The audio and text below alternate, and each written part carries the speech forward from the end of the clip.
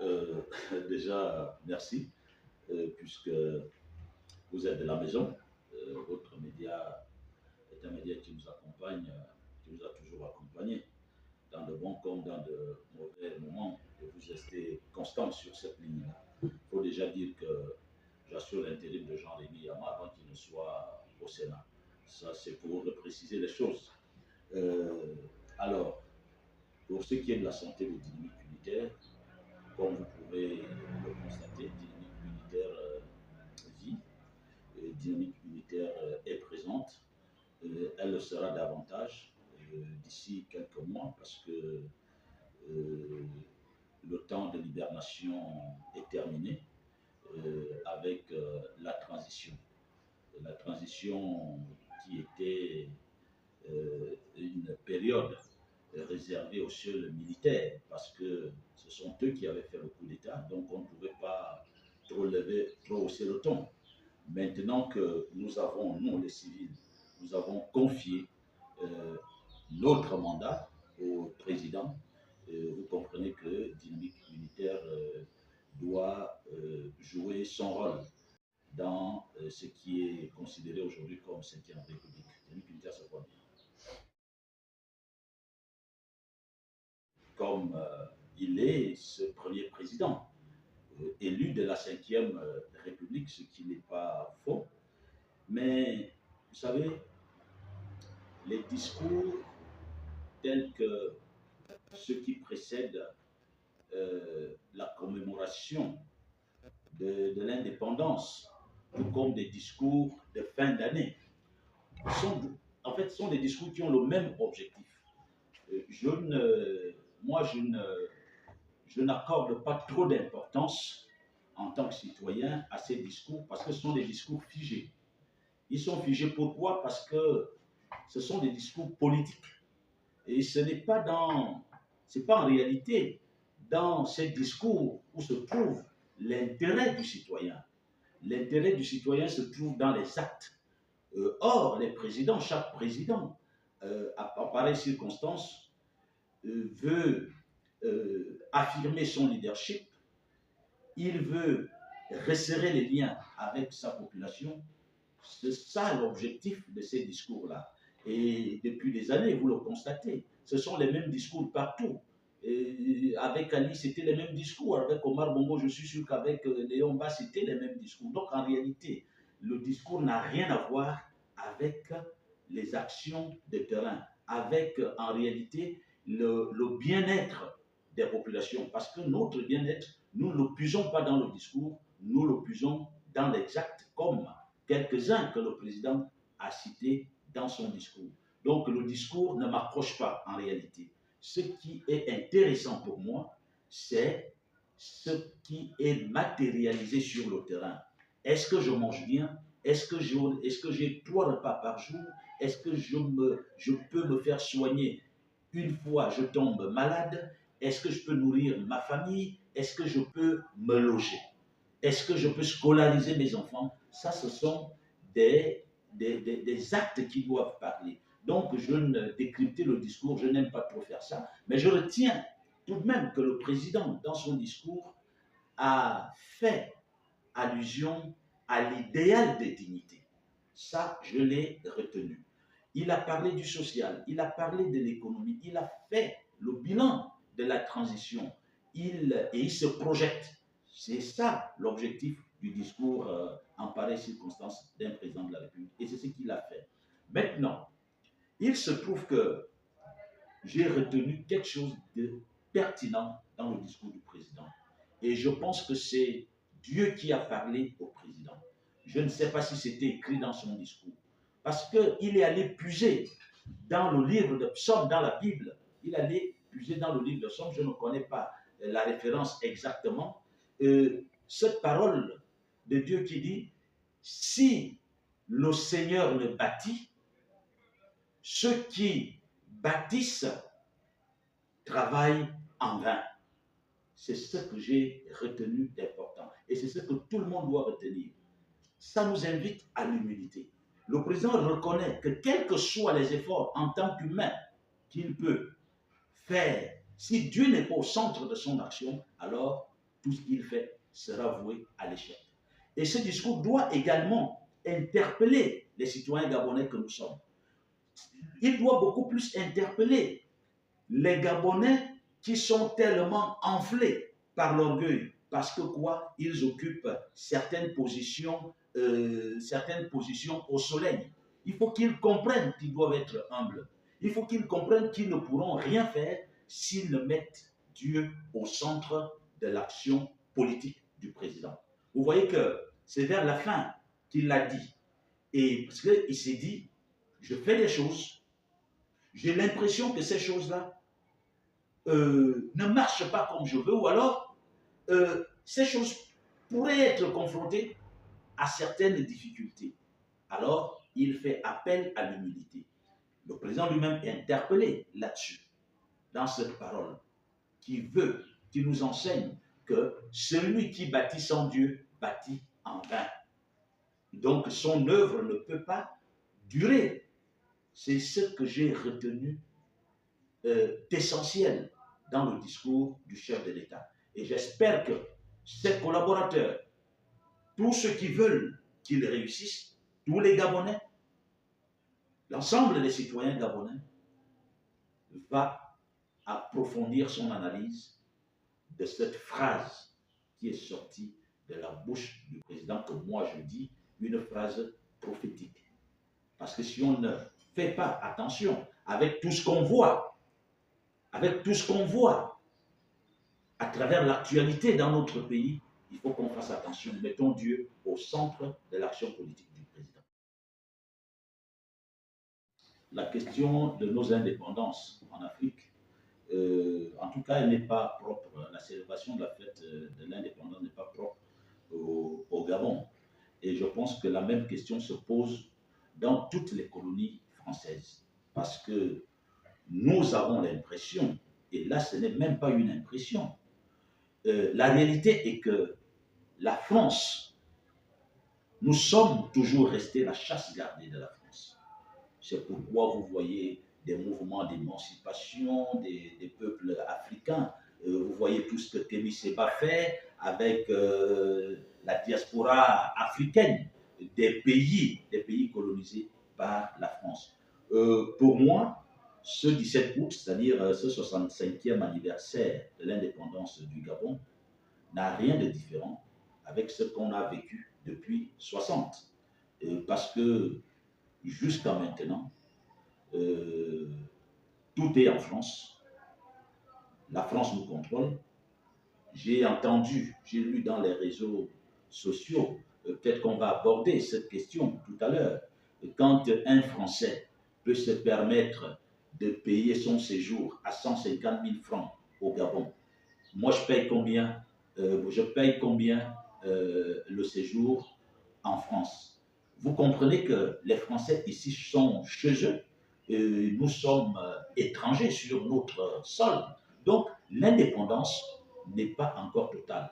L'indépendance, c'est quoi en réalité? Est-ce que nous avons l'indépendance économique?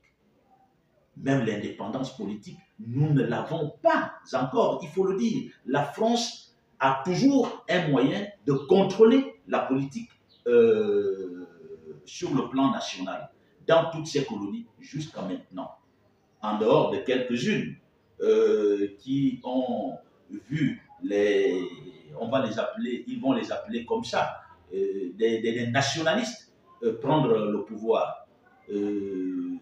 C'est le cas du Burkina Faso, c'est le cas du Mali. Vous voyez, ce n'est que dans ces pays-là où on commence à sortir de l'indépendance, de la dépendance française.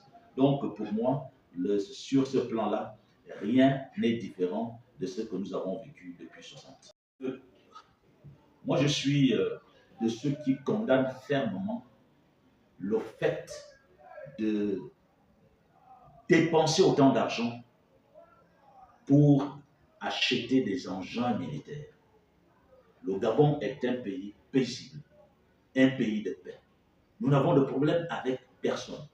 Je pense, je l'avais déjà dit dans un colloque, que le budget qui est affecté à la défense aurait pu être divisé en deux pour réaffecter une partie à la santé, à l'éducation nationale, à l'agriculture et, et aux affaires sociales. Par exemple, qu'est-ce que nous faisons avec tout cet arsenal militaire, très honnêtement? Parce qu'à chaque défilé, les Gabonais découvrent de nouveaux engins militaires. Mais à quel prix ils sont payés? Pour un peuple, notre priorité n'est pas là-bas. C'est ce que moi je pense. La priorité n'est pas d'embellir l'armée. Non. Ok, que les militaires vivent bien avec leur famille, ça c'est très bien. Mais que dépenser autant d'argent pour un pays, je ne dis pas, on ne sait pas à quel moment on pourrait être, on pourrait nous provoquer. Mais je dis, ce n'est pas une priorité ici. Dépenser autant d'argent pour les engins de guerre. Moi, vraiment, je trouve ça scandaleux. Je n'apprécie pas. Je n'apprécie pas. Maintenant, l'engouement des populations. Vous savez, ça a toujours été comme ça. Hein. Les Gabonais ont toujours, à un moment, ça a baissé en intensité, mais les Gabonais, nous aimons la fête, surtout la fête de l'indépendance. C'est le moment de nous retrouver, d'affirmer notre patrie, notre appartenance à notre patrie. Je pense que c'est ce qui justifie l'engouement avec, bien entendu, les réalisations infrastructurelles, certainement, du président. Vous savez que pas mal de Gabonais portent encore le président dans leur cœur.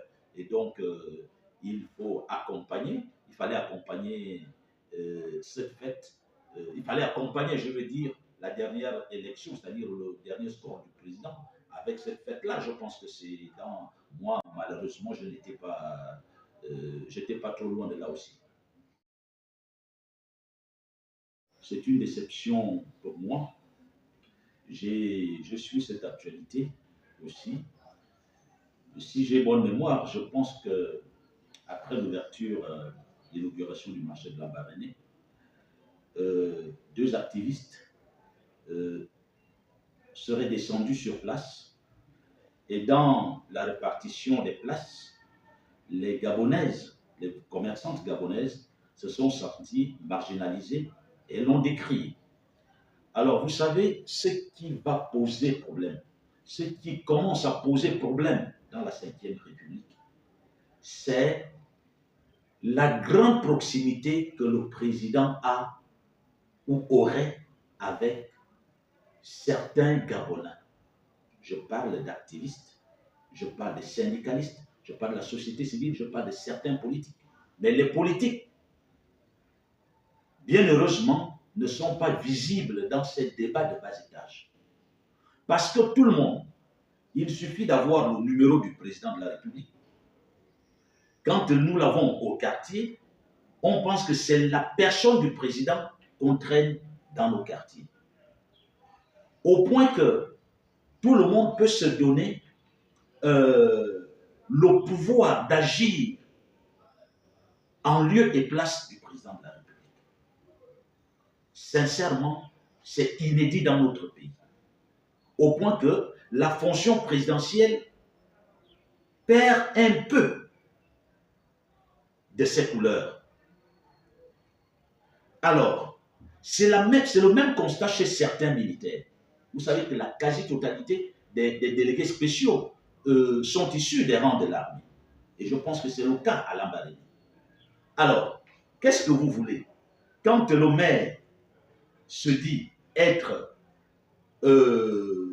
proche du président, les activistes proches du président, et se partagent le pouvoir du président, on arrive à ces situations-là. Je pense qu'on a eu des problèmes dans les marchés entre commerçantes gabonaises et commerçantes étrangères. Ça se passe, mais ça n'a jamais pris autant d'ampleur. Pourquoi le problème de Lambaréné prend tant d'ampleur? C'est parce que et les activistes et les maires se sont frottés, chacun pensant avoir plus d'autorité que l'autre. Et effectivement, nos maîtres, que sont les Occidentaux, les Blancs, la France, mais ils se saisissent de cette occasion-là pour alimenter les divisions. Mais nous, les Africains, ne le comprenons pas. Je sais, le Bénin et le Gabon entretiennent des relations diplomatiques et économiques depuis très longtemps. Les Béninois, il y en a qui sont Gabonais depuis longtemps. L'ampleur que cette affaire, un petit problème de marché est devenu une affaire d'État, un problème entre États. Et je suis sûr que quand nous posons ces actes, nous ne mesurons pas l'impact. Parce qu'au plus haut niveau de l'État, on ne nous dira jamais ce qui est en train de se passer. Parce que les gens manifestent leur règne vis-à-vis des Béninois. Les Béninois manifestent leur règne vis-à-vis des Gabonais. Pour quelles raisons? Mais on ne peut pas condamner. Et on ne peut pas condamner le fait que les autorités de notre pays prônent le protectionnisme économique. C'est ce qui se fait dans tous les pays. Pourquoi le président va privilégier nos frères africains qui sont venus se débrouiller ici au détriment des Gabonais? Est-ce qu'il est d'abord... Il n'est pas président des Africains, il est d'abord président gabonais. Il faudrait que les gens le comprennent. Alors, maintenant, ceux qui accompagnent le président doivent également avoir des retenues. Parce que vous traînez l'image du président partout. Et d'aucuns pourront penser que c'est le président qui les incite à faire de la sorte. Le président a pris une décision. Des petits métiers réservés exclusivement aux Gabonais, c'est applaudir.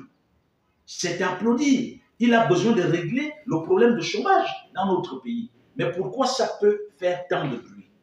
Maintenant, il se trouve que les relais du président, qui ne sont pas ces relais officiels, ont pris l'affaire en main au point que c'est devenu un problème d'État. Il faut qu'on en soit conscient.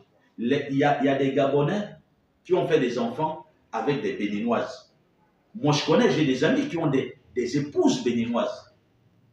Avec tout ce qui se passe là, qu'est-ce que ces enfants-là, on met ces enfants-là dans quelle situation? Donc, il faut à un moment donné se ressaisir. Et je pense qu'il est temps que les autorités tapent du poing sur la table. Parce que ce n'est pas nous autres petits citoyens lambda qui allons répondre à l'international. Ce que je dis est valable pour le peuple béninois aussi.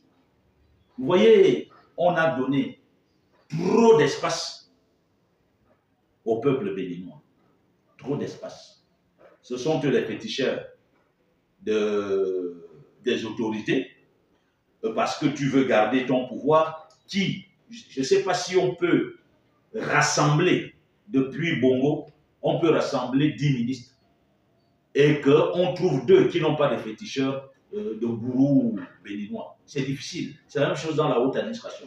Moi, je pense que nous sommes des frères africains. Nous devons, on peut ne pas être d'accord sur un certain nombre de choses, mais il faudrait que nous nous respections. Il y a des Gabonais qui vivent au Bénin, surtout les étudiants. J'ai lu un post sur Facebook, quelqu'un qui disait il y a 10 000 Béninois au Gabon, il n'y en a que 10 il y en a que 10 Gabonais au Bénin. Mais monsieur, écoutez, le Gabonais, le seul Gabonais qui est au Bénin là, il est Gabonais d'abord de sa famille. Si quelque chose lui arrive à cause de ton imprudence ici, mais c'est sa famille qui va pleurer, c'est pas toi. C'est pas les 10 000, c'est pas les 2 millions de Gabonais qui vont pleurer. Ce sera sa famille. Donc, on n'a pas besoin de ça. Je pense que le Bénin, les Béninois doivent respecter la législation gabonaise. Il n'y a pas que les Béninois au Gabon. Pourquoi le problème ne se pose pas avec d'autres colonies? Bon, je pense qu'il faudrait que les autorités jouent bas la terre des 2 pays pour ramener les 2 peuples à la sérénité. Merci de me donner l'opportunité cette fois de parler de cette affaire de déguerpissement. Avant d'arriver au relogement, j'ai condamné la casse. Elle a été brutale. La méthode n'a pas été bonne. Et aujourd'hui, le gouvernement est en train de payer cette parle de la Cinquième République. Je l'ai dit à l'entame de notre entretien que le président a relevé l'idéal de dignité comme objectif de la Cinquième République. On ne rend pas la dignité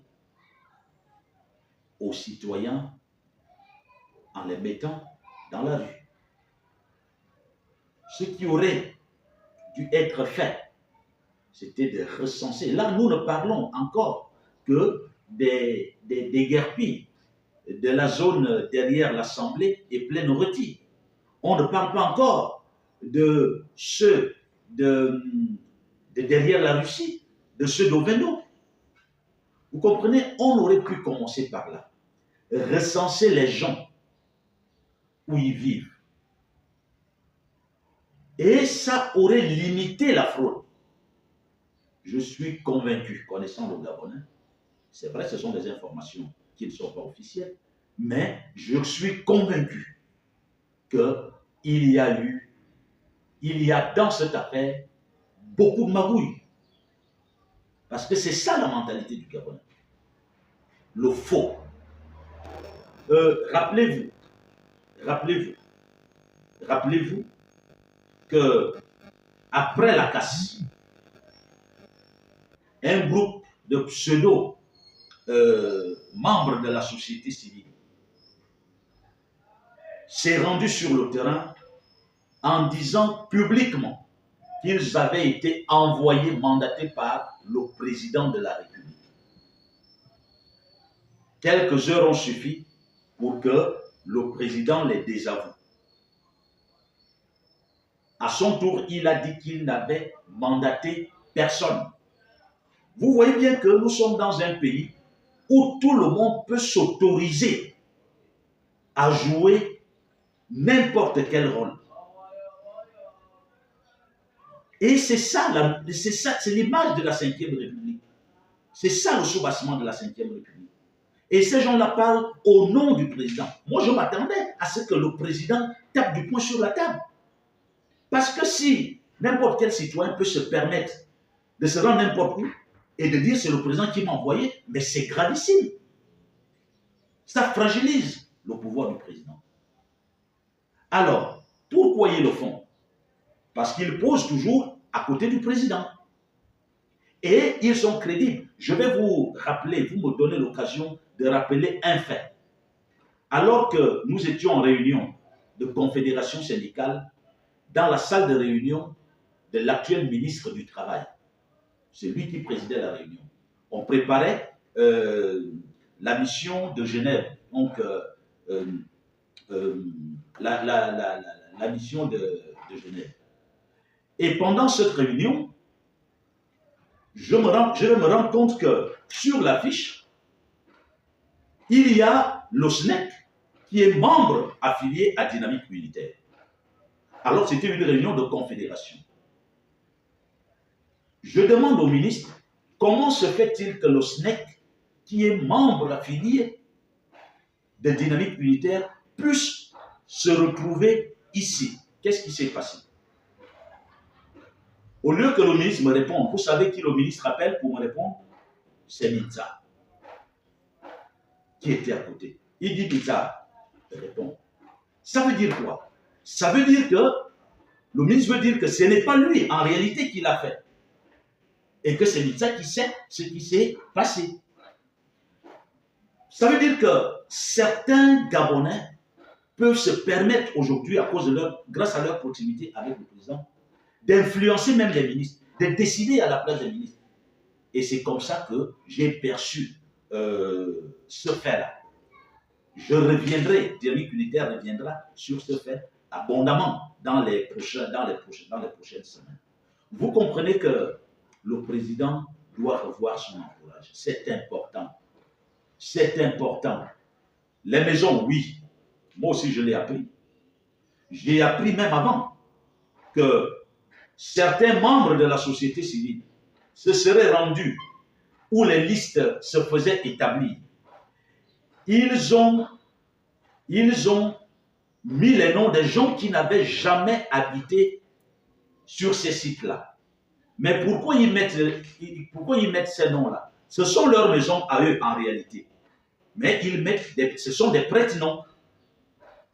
Mais ceux qui ont habité le site ont découvert effectivement cette manœuvre-là, malhonnête.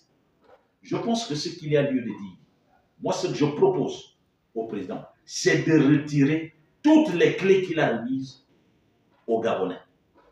Il ne peut pas laisser passer cette entourloupe, ce n'est pas possible. Parce que s'il laisse passer, on comprendra que c'est lui-même qui est à la manœuvre.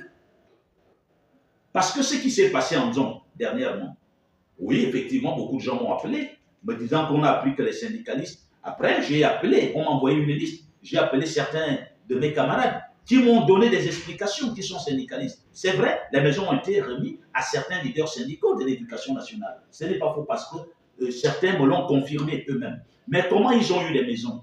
Ils ont eu des maisons parce qu'ils auraient demandé les maisons au président de la République au cours d'une audience antérieure qui leur a promis les maisons. Et ce qui gêne malheureusement, c'est que le président, en promettant la maison aux enseignants, à ces leaders-là, on ne devrait pas les associer aux maisons des déguerpis, parce que l'information officielle était qu'on devait remettre les maisons, les clés aux déguerpis. Et quand tu te retrouves là, sans que tu ne sois déguerpi, il faut accepter que la toile t'enveloppe, comme c'est le cas aujourd'hui. Je pense que le président, une fois encore, moi je n'aime pas dire qu'il a été trompé. Je dis, le président, une fois encore, vient de découvrir que son entourage n'est pas du tout sérieux. Il faudrait que les gens qui ont élaboré les listes, qu'on les retrouve. Il faudrait que tous ceux qui ont des noms sur ces listes-là, on les identifie. Et une fois, on va découvrir que X ou Y n'est pas normalement bénéficiaire, on lui demande comment il a fait pour se retrouver sur cette liste. On ne peut pas battre, on ne peut pas construire une 5e République avec des injustices pires que celles que nous avons connues dans le passé. Si le président laisse passer cette entourloupe-là, personnellement, je comprendrai que ceux qui parlent à son nom parlent effectivement à son nom. Parce que s'il ne l'a pas su, avec le bruit que cette affaire-là a déjà causé, il doit pouvoir demander au ministre de l'Habitat, je ne sais pas qui s'en occupe, de retirer les clés et mettre la DGR. Et pourtant, on nous avait dit que la DGR, les services de renseignement, devraient être sur ce dossier. Qu'est-ce qui se passe encore alors que les services de renseignement sont sur le dossier? Comment il y a eu des infiltrations? Comment ceux qui n'ont jamais habité ces sites-là se retrouvent être bénéficiaires des maisons? Il faut que cela soit clarifié. Et à ce niveau, j'invite les leaders syndicaux à être vigilants et à se mobiliser. J'appelle même à une rencontre de leaders syndicaux, d'abord des confédérations syndicales. Parce que si tel est que le président a fait don de maisons aux leaders syndicaux, nous allons demander à ce que le président trouve des maisons aux fonctionnaires. Parce qu'il n'y a pas de demi-fonctionnaires. Il n'y a pas de fonctionnaires plus importants que les autres. C'est une très bonne chose. Si le président, mais pour l'instant, je ne serais pas ravi d'avoir une maison alors que mon compatriote déguerpi vit sous l'échangeur avec sa famille, alors que d'autres vivent dans des terrains de football. Je pense que par humanisme, on aurait pu privilégier ceux qui dorment à la belle étoile. C'est ça, rendre la dignité aux Gabonais. Maintenant, le président vient, il donne des instructions, ceux qui sont censés les mettre en œuvre. Quand il s'acoquine avec des gens malhonnêtes, soit par peur, alors il faut qu'ils payent le prix de leur naïveté. Cette affaire-là ne va pas s'arrêter là. Si on veut donner des maisons aux activistes, mais qu'on en donne à tous les activistes. Qui est plus activiste que qui? Et cela peut nous faire penser que le président est président pour un petit groupe de Gabonais. Et quand on va voir dans le fond qu'il ne représente pratiquement rien, ce problème, nous allons l'embrasser. Le problème de ces dégâts. Nous cherchons des informations fiables. Une fois nous aurons toutes ces informations, si les services de renseignement ne font pas leur travail pour dénicher les malhonnêtes dans cette opération, nous, la vraie société civile, nous allons faire ce travail. Syndicats et d'autres organisations de la société civile. Parce que nous devons tous construire la 5e République. Je suis énervé avec ce qui s'est passé en zone dernière. Je suis un citoyen inscrit sur la liste électorale. Je vais voter. J'ai déjà vu la composition des listes. Les candidatures sont connues. Les têtes de liste des différents mouvements politiques et associatifs. Je pense que moi, je vais commencer par trier. Et c'est ce que je conseille à tous les Gabonais. Commencez par trier. C'est-à-dire vous mettez ce que vous ne devez même pas regarder de côté.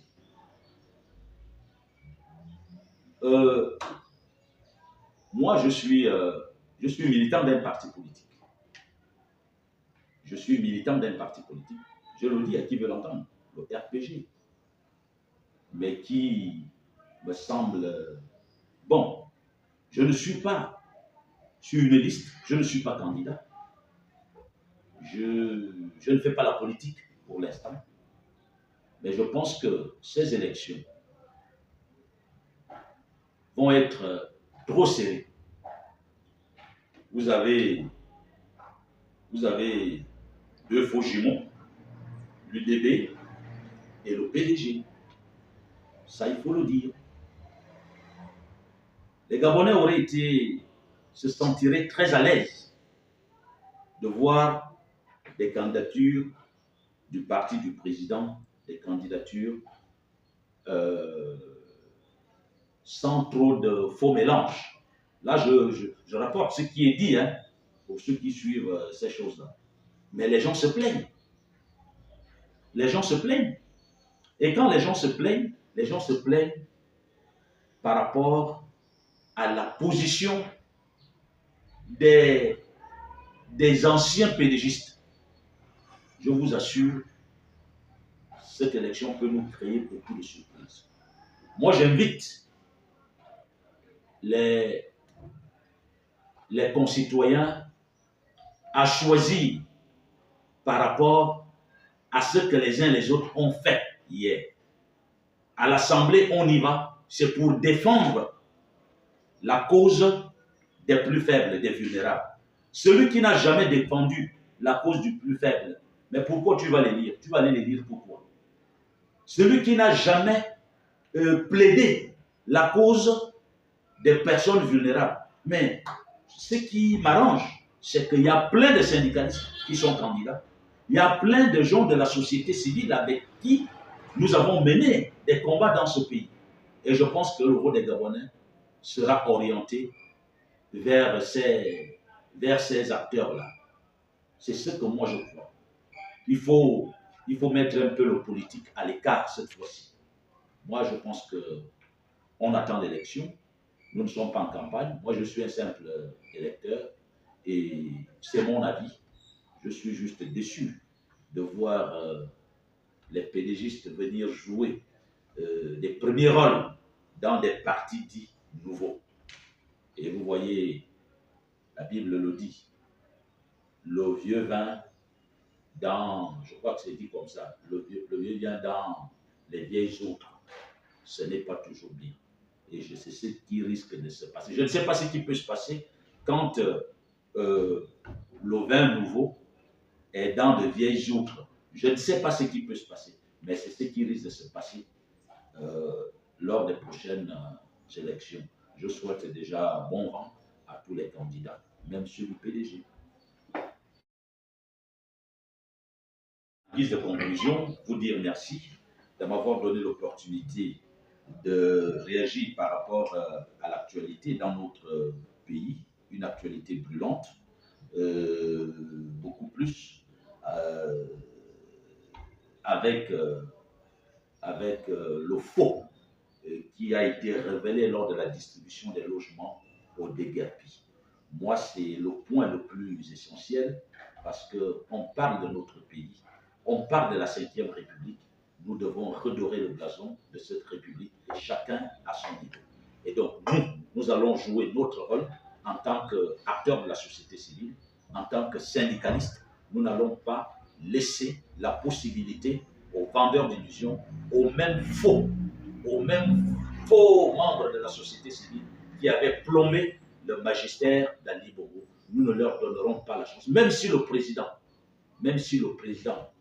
insiste à vouloir faire avec ces gens-là, mais nous allons nous mettre en face pour une véritable Ve République, empreinte d'honnêteté, empreinte de justice sociale.